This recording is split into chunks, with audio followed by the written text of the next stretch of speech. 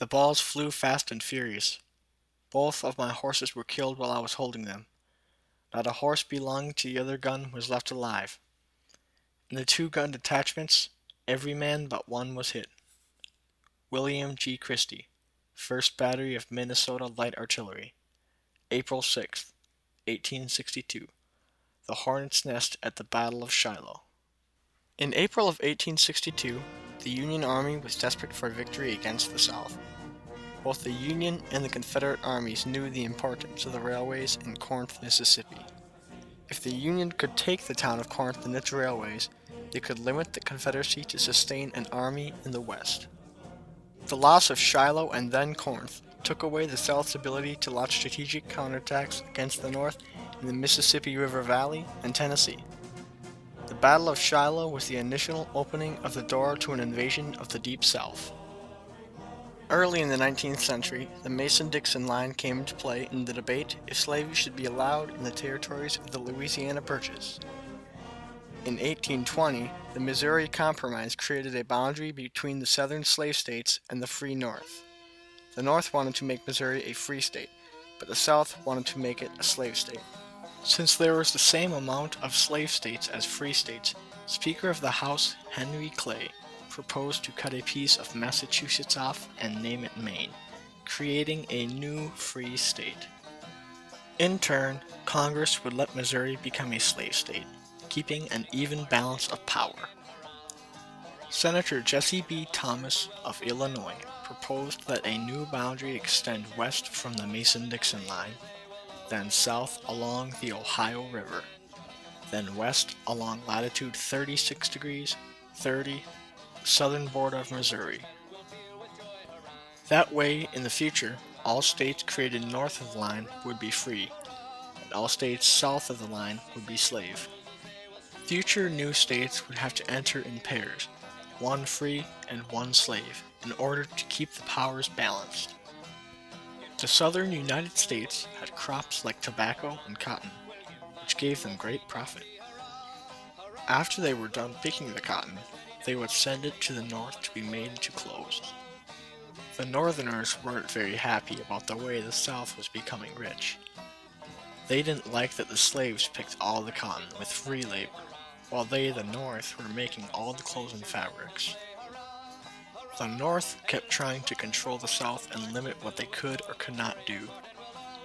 As a result, the Southern states seceded from the Union and formed the Confederate States of America.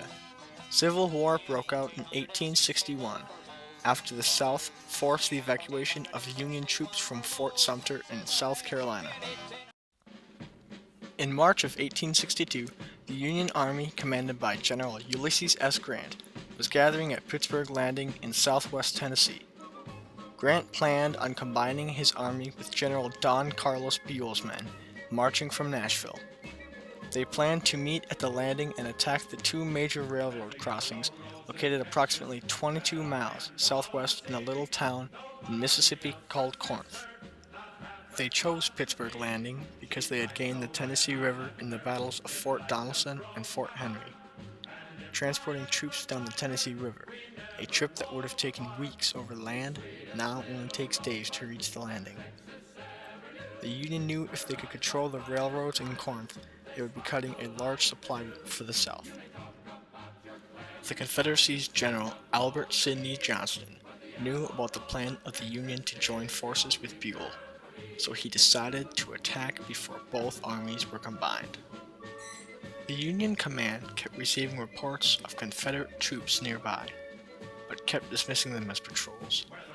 Concerned over these reports, Union Colonel Everett Peabody sent troops on a pre-dawn patrol on Sunday, April 6, 1862.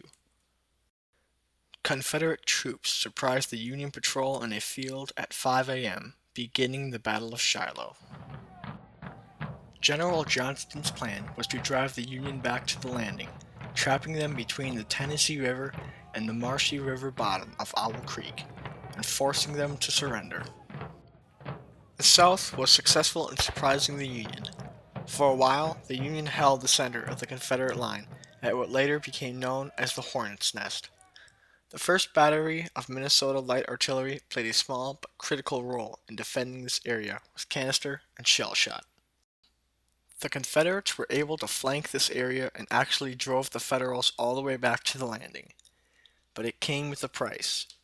The Confederates' General Johnston was shot in the leg, severing the artery behind his knee. Johnston, unaware of his injury, kept the attack going. Slumping over in his saddle, his men brought him under a tree, and he died. General P.G.T. Beauregard was now leading the attack against the Union. Towards the late afternoon, early evening, Beauregard decided to halt the invasion and let his exhausted troops rest for the night. He knew they had won the day, and felt tomorrow would be an easy victory for his troops. When General Sherman asked General Grant if they should prepare for evacuation of the troops, Grant stated that they would win this battle yet. Tomorrow would be the Union's day.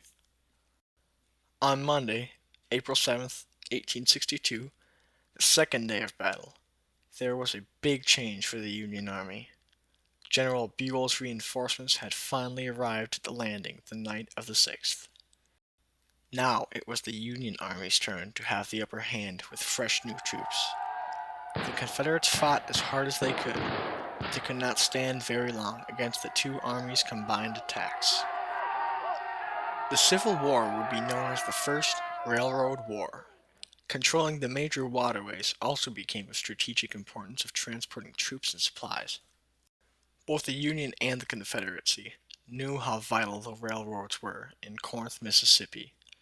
The Union developed a plan to go to Pittsburgh Landing and attack Corinth from there by combining General Grant's forces with General Buell's.